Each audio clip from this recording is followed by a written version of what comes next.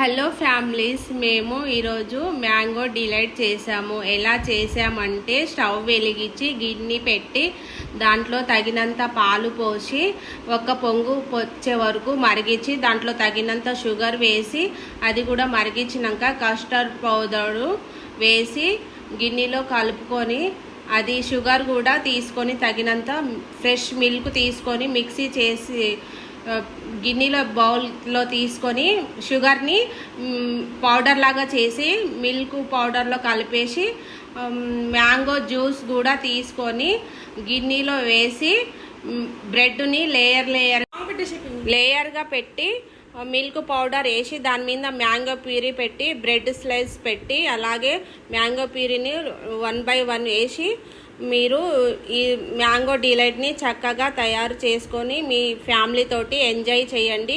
ఇది చాలా టేస్ట్గా ఉంటుంది. ఇది 2-3 అవర్స్ ఫ్రిడ్జ్లో ఉంచండి.